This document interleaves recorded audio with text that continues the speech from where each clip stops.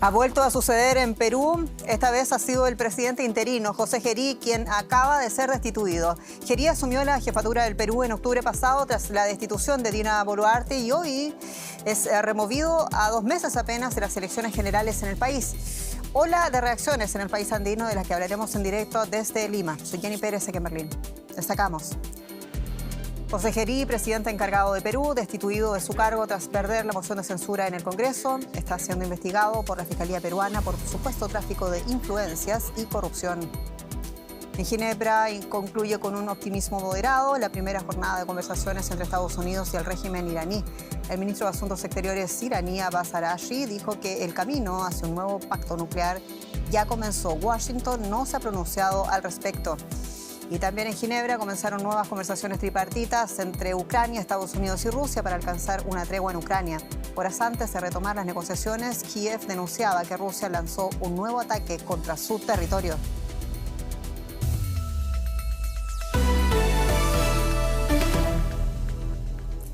El Congreso de Perú censuró este martes al presidente interino, a José Gerí, presidente además encargado a menos de 2 meses de las elecciones generales.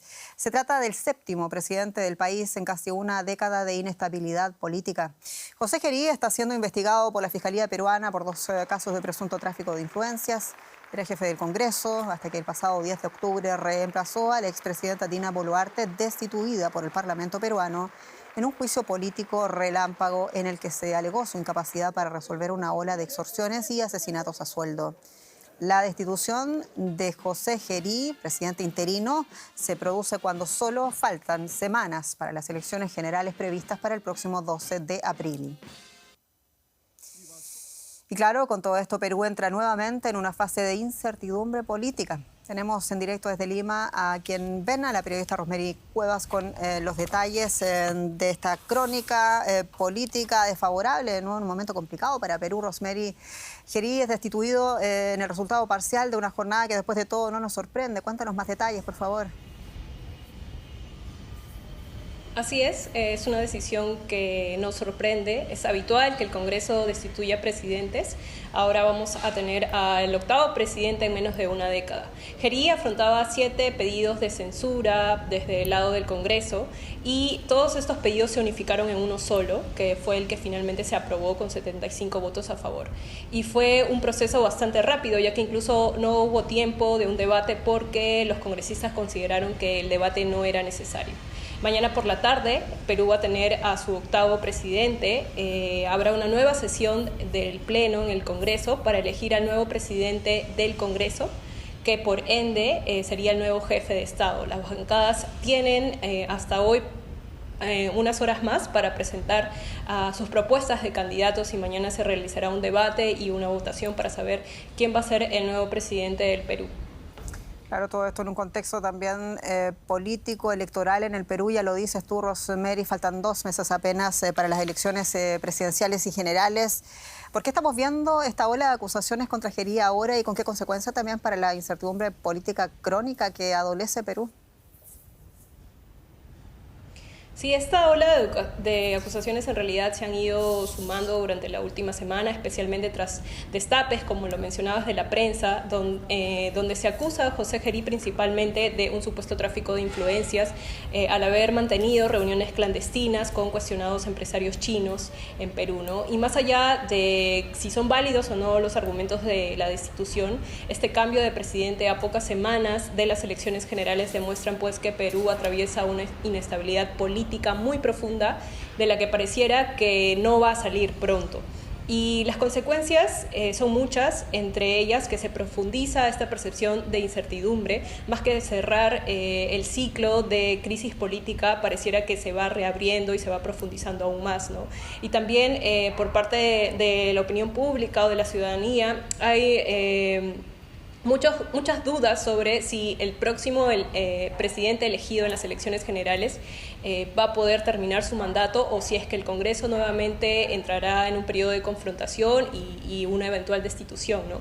Otras consecuencias es que las otras crisis que enfrenta el Perú también se pueden ir agravando, entre ellas la crisis que tenemos por la inseguridad. Estamos con altas cifras, hay más de 60 asesinados en lo que va del año, especialmente sectores de transportes, jóvenes comerciantes que viven el día a día en peligro por las extorsiones. Y este tipo de crisis, por ejemplo, también se ve afectada porque no contamos con una política o no contamos con una autoridad que pueda hacerse cargo. Y principalmente es eso. Se está perdiendo Perú en muchas oportunidades internacionales también por esta ola de incertidumbre persistente. Rosemary Cuevas, muchas gracias en Lima. Y cambiamos de asunto. Ha sucedido hoy día. La República Islámica de Irán asegura haber alcanzado con Estados Unidos un consenso sobre los principios de un posible acuerdo nuclear durante la segunda ronda de negociaciones que se celebra hoy y también mañana en Ginebra, en Suiza. Y según declaró desde allí el ministro iraní de Exteriores, además negociador iraní, Abbas Araghchi, eso no significa que vaya a haber un acuerdo pronto. Estados Unidos está representado por Steve Witkoff y Jared Kushner. Ambas partes cuentan con la mediación de Omán. La República Islámica y Estados Unidos no fijaron de momento fecha para la próxima ronda de negociaciones indirectas. Se trata del segundo intento de diálogo desde el pasado 6 de febrero en Omán. Y paralelamente, el líder supremo del régimen teocrático iraní, Ali Khamenei, criticó a Donald Trump y le envió una advertencia. Escuchemos. El presidente de Estados Unidos no deja de repetir que su ejército es el más fuerte del mundo, pero incluso el ejército más poderoso del mundo puede, a veces, recibir un golpe tan fuerte que ya no logra mantenerse en pie.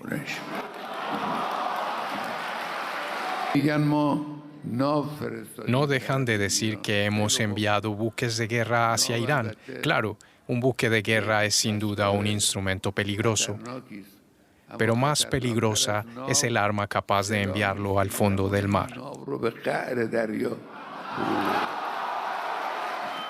Y vamos por la perspectiva con el internacionalista Luciano Zácara en Doha. Luciano, bienvenido. Bueno, y vemos las palabras del ayatolá Ali Khamenei y también cómo los dirigentes de la República Islámica invocan el antiamericanismo como instrumento diplomático en Ginebra, pero ¿puede funcionar que aliados le quedan a la República Islámica frente a estas negociaciones con los Estados Unidos? Bueno, creo que en este momento no es tan importante qué aliados tiene como qué capacidad tiene Irán de hacerle ver a Estados Unidos que la apuesta que está haciendo militar no puede ser o no va a ser tan exitosa como Trump espera. Y lo cierto es que el hecho de que no haya habido un ataque militar hasta ahora y que se haya retrasado ha sido por la presión que han ejercido todos los aliados de Estados Unidos en la región, incluyendo los 6 países del Consejo de Cooperación del Golfo, Pakistán y Turquía, que le han pedido a Trump que no ataque a Irán, que no era momento para iniciar una guerra y que en todo caso, si hay una guerra, evidentemente los que van a pagar las consecuencias son los países de la región, como ya lo ha anunciado Irán, que haría represalias. Por lo tanto, creo que Irán ha mejorado bastante su posición negociadora respecto a Estados Unidos porque la apuesta de Trump para atacar a Irán y conseguir sus objetivos se le está haciendo mucho más cara de lo que pensaban en un principio. Por lo tanto, creo que en las posturas, que son las dos muy maximalistas, todavía están bastante lejos, pero creo que la postura iraní ha mejorado bastante en relación a Estados Unidos en esta actual ronda de negociaciones. Y desde el punto de vista estratégico y geopolítico, ¿qué es lo más importante, en tu opinión, para el régimen iraní en estas conversaciones que se suponen además fijarían las bases para un nuevo acuerdo nuclear? Bueno, creo que lo más importante sin duda para Irán es que justamente lo que no quiere incluir Irán en las conversaciones, que es el programa balístico, de misiles balísticos, y la relación que tiene Irán con los aliados regionales no sea parte de la negociación.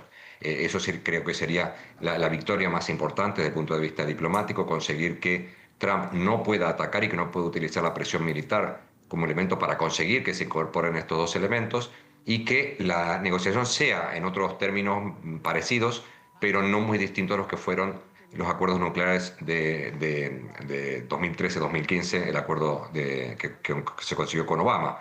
Eso sería una victoria, pero creo que no es lo que va a conseguir Irán, creo que va a haber otras cosas que van a tener que poner sobre la mesa. No creo que la posición maximalista de Irán, pero en todo caso creo que la posición de Estados Unidos de incorporar los 3 temas y conseguir todas las demandas que exige Estados Unidos sin ningún tipo de negociación y sin ningún tipo de concesión es también muy poco creíble, sobre todo teniendo en contexto que expliqué anteriormente.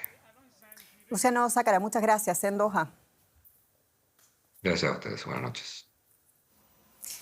Y el gobierno de Trump elevó la presencia militar en el Golfo Pérsico como muestra también de fuerza ante esta ronda de negociaciones en Ginebra. José Díaz Briceño está con nosotros con la perspectiva. José, el representante del régimen iraní, asegura que ha habido un buen comienzo, decíamos, pero ¿qué ha dicho la Casa Blanca? ¿Ha trascendido algo allá en Washington? Sí, la administración Trump todavía no presenta públicamente su posicionamiento luego de estas pláticas que ocurrieron en la ciudad de Ginebra y sin embargo un funcionario de la administración Trump ha dicho detrás de cámaras que ha habido cierto progreso y sin embargo faltan muchos detalles que resolver. La administración Trump también fuera de cámaras asegura que será en 2 semanas cuando Irán retorne con algún tipo de propuesta para hacer algún progreso sobre las áreas donde hay sumas diferencias y sin embargo hasta el momento la gran incógnita es en qué están centradas las pláticas y el alcance. ¿Es solo el programa nuclear o, como ya decía un invitado previo, está incluidos también el programa balístico, así como el apoyo de Irán a las milicias terroristas de grupos en otros países de la región? José Díaz, te vemos con algunos problemas técnicos aparentemente superados desde nuestro estudio en Washington. Claro, José, bueno, ¿qué es lo que más le importa a la administración Trump de lograr y hasta dónde también esa presión militar de la que estábamos hablando es una opción para, por ejemplo, obligar al régimen iraní a aceptar garantías como las de los inspectores de la OEA? ¿Qué se comenta sobre esta situación allá en Washington? Sí, aquí en Washington se considera prácticamente que el programa nuclear de Irán sufrió un golpe devastador en junio tras los ataques de la operación Martillo de Medianoche. Y sin embargo, a Washington sí le interesaría que la Agencia Internacional de Energía Atómica pudiera ingresar. Es por eso que los negociadores estadounidenses en Ginebra se reunieron previamente con el señor Grossi, el director de la agencia, previo a las conversaciones con Irán. Y sin embargo, hasta el momento aquí en Washington se considera que dado que el programa nuclear está básicamente en escombros, Irán no tiene mucho que ofrecer en ese ámbito. Quizá lo que aquí se dice es el hecho de que 70% de los estadounidenses no quiere un conflicto con Irán, de acuerdo con una encuesta de enero. Es quizá la mayor limitación que tiene Trump para un ataque de más alta envergadura. José Díaz Briceño, muchas gracias. En Washington. Y Ginebra también ha sido escenario de otro encuentro de un nuevo intento tripartito entre negociadores de los Estados Unidos, de Rusia y Ucrania para debatir los términos de un posible alto el fuego en Ucrania. Una fuente cercana a la delegación rusa describió las 6 horas de conversaciones como muy tensas y dijo que se reanudarán este miércoles. El tema territorial y las garantías de seguridad son los puntos álgidos de esta discusión. Antes del inicio de las reuniones, Ucrania denunciaba a Rusia de socavar los esfuerzos de paz lanzando 2 ataques que mataron a 4 personas y dejaron a decenas de miles sin electricidad. Rusia también acusó a Ucrania de atacar sus refinerías. Todo ello a días apenas de cumplirse el 4º aniversario de la invasión rusa a Ucrania. Unas negociaciones clave para la seguridad de Europa a la que no ha sido invitada y el periodista Ricardo Marquín está con nosotros desde Estonia con la perspectiva. Ricardo, muchos saludos. ¿Ha cambiado algo desde las infructuosas rondas de negociaciones tripartitas en Abu Dhabi? ¿Habrá algo distinto esta vez en Ginebra? Buenas noches desde el Báltico. Quisiera lo primero decir que todos consideramos que las conversaciones en Abu Dhabi fueron infructuosas, pero sobre todo porque no trascendió nada. No está trascendiendo absolutamente nada de que los temas que están tratando. Sabemos que hay algunos temas principales, como el territorial, como un alto el fuego, como las elecciones, pero no sabemos detalles de lo que se está realmente negociando, con lo cual es muy difícil valorar si fueron tan infructuosas como todos queremos. Yo también creo que fueron infructuosas, pero es muy difícil valorarlo. Ahora, la gran diferencia que tenemos en estas conversaciones de hoy y mañana es la prisa, esa prisa que Zelensky está recibiendo, esa presión que Zelensky recibe por parte de Donald Trump. Trump quiere solucionar esto cuanto antes y presiona en el eslabón más débil. Y el eslabón más débil es sin duda ninguna Ucrania, con lo cual Trump presiona allí con la esperanza de que termine cediendo y termine aceptando un mal acuerdo para Ucrania, un buen acuerdo para Rusia, pero un acuerdo que ponga fin a este conflicto que ya se acerca, como contabais, ya a su 4º año. Y Ricardo, hablábamos ayer de cómo Estados Unidos estaba cambiando el tablero de lealtades, digámoslo así, dentro de Europa, con visitas a Eslovaquia y a Hungría y también con una agenda. Y en su papel de mediador, el presidente Donald Trump ha estado presionando más a Ucrania que a Rusia, y coincidencia entre los observadores en decir también aquello. En este punto, ¿cómo Europa pretende fortalecer la posición de Volodymyr Zelensky en unas conversaciones, como decíamos, a las que no está invitada? Estas conversaciones Ucrania está sola. Europa está observando desde la barrera, no tiene ni voz ni voto en estas conversaciones, pero es verdad que su influencia será y mucho. No ahora, si se logra el primer paso de llegar a un acuerdo de un alto fuego, un acuerdo de elecciones, un acuerdo territorial, y habrá una segunda fase de los acuerdos que serán los de las garantías de seguridad. Es allí cuando Europa tendrá voz, porque parece ya evidente que el peso de las garantías de seguridad, una vez ya en tiempos de paz, pesará sobre los hombros de los países europeos de la OTAN, que deberán asegurar que Ucrania es un lugar seguro frente a futuras invasiones rusas. Ahora Europa es intrascendente, pero seguramente en una segunda ronda, en una segunda fase de negociaciones, juega un papel fundamental. Muy interesante, Ricardo Marquina, muchas gracias. A ustedes. Y vamos a seguir con otros temas. Y es que Estados Unidos ha abierto la puerta a un posible diálogo económico con Cuba. Esto en medio, naturalmente, de una profunda crisis energética sin precedentes en la isla. Cuba enfrenta una situación crítica tras el fin del suministro del petróleo aportado desde Venezuela y también la presión de los Estados Unidos para bloquear nuevas ventas de combustible. Con apagones, con escasez y servicios paralizados, Washington reconoce que la falta de combustible representa una amenaza humanitaria. Mientras tanto, el gobierno cubano acusa a los Estados Unidos de intentar asfixiar su economía sometida a embargo desde el año 1962 por parte de Estados Unidos. El presidente Donald Trump calificó a Cuba como una nación fallida y llamó a La Habana a alcanzar un acuerdo, aunque descartó una intervención para un cambio de régimen. Y vamos a cambiar de asunto, vamos a hablar de economía y de finanzas con mi colega Juliana González. Bienvenida. Muchísimas gracias, Jenny. Y vamos a hablar de la justicia francesa que ratificó este martes el rechazo a ejecutar en Francia una sentencia nicaragüense de 2006 que condenaba a Shell, Dow Chemical y Occidental Chemical a pagar $805 millones a más de 1.000 ex trabajadores bananeros afectados por el pesticida DBCP, relacionado con cáncer e infertilidad.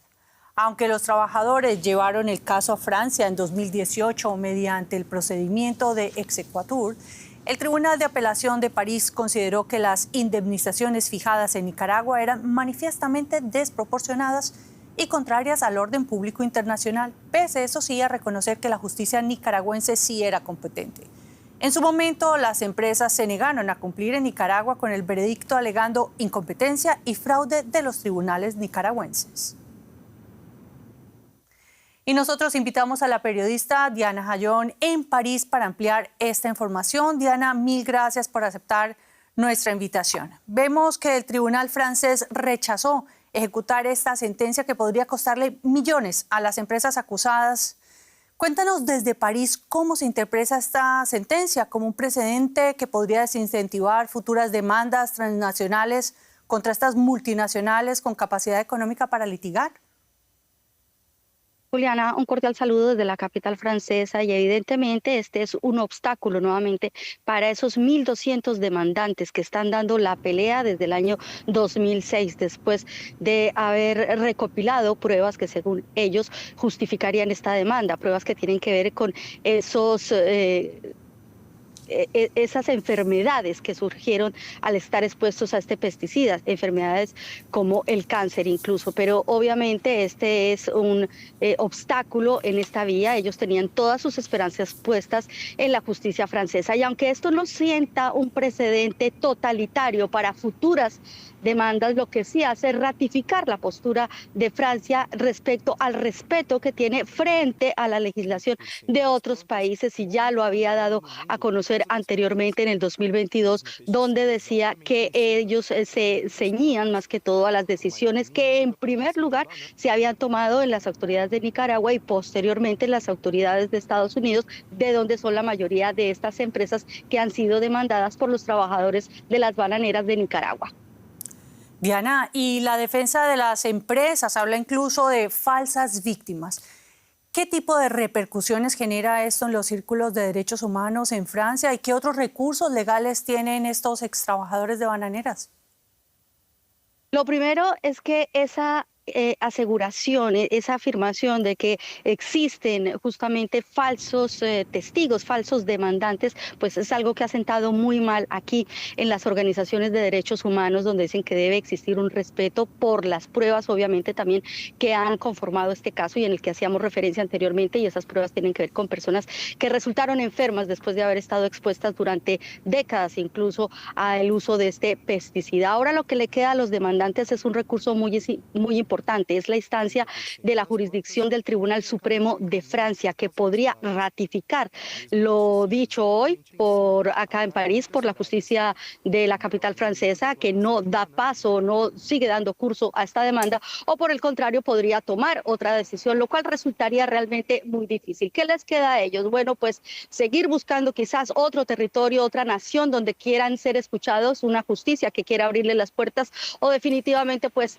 intentar llegar a un acuerdo extrajudicial que en años anteriores se dio cuenta pues, que no podía avanzar más y que no se había logrado, y por ende pues dar por terminado este capítulo. Sin embargo, no es lo que aseguran los abogados de los demandantes. Aseguran que en este momento se centran sobre todo en llevar este caso al Tribunal Supremo de Francia, que podría tener entonces la última palabra. Diana Jayón, muchas gracias por estos análisis y seguiremos atentos a este caso contigo. Gracias. Un cordial saludo. Y cambiamos de tema. Warner Bros. Discovery ha reabierto durante 7 días las conversaciones para evaluar la oferta final de Paramount Skydance, gracias a una excepción concedida por Netflix, aunque Warner Bros. Sigue respaldando su acuerdo de fusión con esta empresa, con Netflix. Paramount, por su parte, compite con una oferta hostil que supera la valoración del acuerdo de Netflix y ha señalado que podría aumentar aún más su propuesta. El voto de los accionistas sobre la fusión con Netflix está previsto para el 20 de marzo. La operación, sea con Netflix o con Paramount, despierta preocupaciones antimonopolio a nivel internacional. El Departamento de Justicia de Estados Unidos, por su parte, está revisando el caso. La batalla empresarial por Warner Bros. Se alarga y complica. Y para tomarle el pulso, nosotros nos vamos hasta Nueva York para hablar de esta saga, por supuesto, con Ana Nieto, a quien vemos ya en pantalla, y saludo con mucho gusto.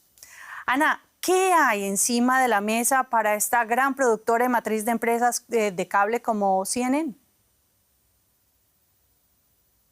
Juliana, si esto fuera un show de televisión, estaríamos ante una especie de tercera temporada de 4, porque ya se espera un desenlace. De hecho, esta temporada es algo forzada, un giro de guión inesperado, porque Warner Brothers, que es dueño de los estudios que llevan este nombre, de HBO y del negocio del cable de CNN, está ya negociando con Netflix su fusión, pero Netflix ha aceptado que Warner vuelva a hablar con Paramount en caso de que haya esta mejora de la oferta durante los próximos 7 días. Paramount Skydance, presidida por David Ellison, dice que su oferta puede ser mejorada. Ahora mismo es de $108.000 millones, $30 por acción, y podría subirse a $31 o $32 por acción, y además pagar los $2.800, que sería un poco la multa que se impondría por romper las relaciones con Netflix.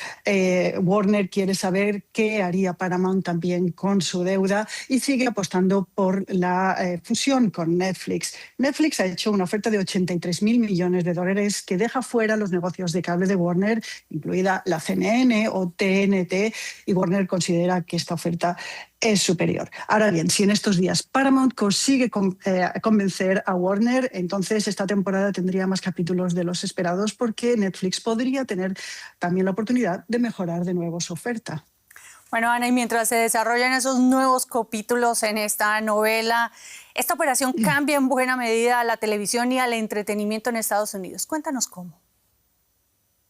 Sí, hay un proceso de concentración en la industria del entretenimiento y del cable que se está acelerando en un momento de cambios tanto regulatorios como tecnológicos. Paramount Skydance es una empresa que se creó completamente a mediados del año 2025 con la compra de Paramount por parte de la más pequeña Skydance. Su presidente, que es ahora el presidente de esta gran compañía, David Ellison, es el hijo de Larry Ellison, presidente de Oracle.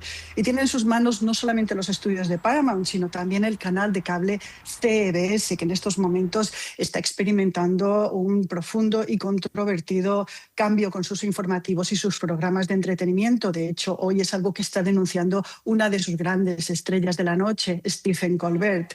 Si Ellison compra a Warner Brothers y añade HBO, la plataforma de streaming, y la CNN, se está creando una cierta inquietud en estos informativos.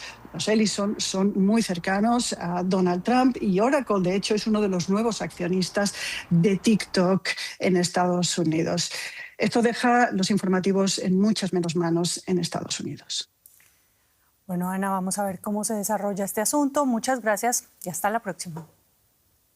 Gracias, Juliana.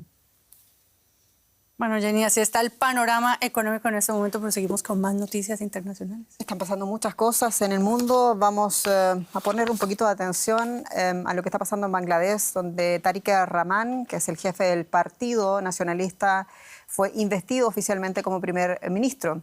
Bueno, la ceremonia se produce apenas días después de que su partido arrasara en las primeras elecciones legislativas celebradas tras la insurrección que terminó con el régimen de Sheikh Hasina en 2024. Rahman se comprometió a transformar el país después de meses de inestabilidad, prometiendo restablecer el orden, combatir la corrupción y revitalizar el crecimiento económico.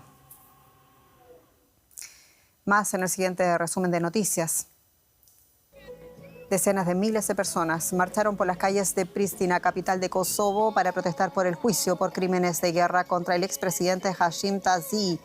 Pese a estar acusado de crímenes de lesa humanidad, muchos kosovares ven en Thaçi como un héroe de guerra. El Comité Paralímpico Internacional anunció que permitirá competir con sus propios símbolos nacionales a 10 atletas de Rusia y Bielorrusia en los próximos Juegos Paralímpicos de invierno, que se celebrarán en Milán Cortina en marzo. Ello debido a la invasión rusa a Ucrania en 2022. Los deportistas rusos y bielorrusos tenían prohibido participar usando sus símbolos patrios. Y solo tiempo para despedirnos y agradecerles como siempre su sintonía y su confianza. Soy Jenny Pérez. Esto es Deutsche Welle desde Berlín, Alemania, para ustedes. Hasta pronto.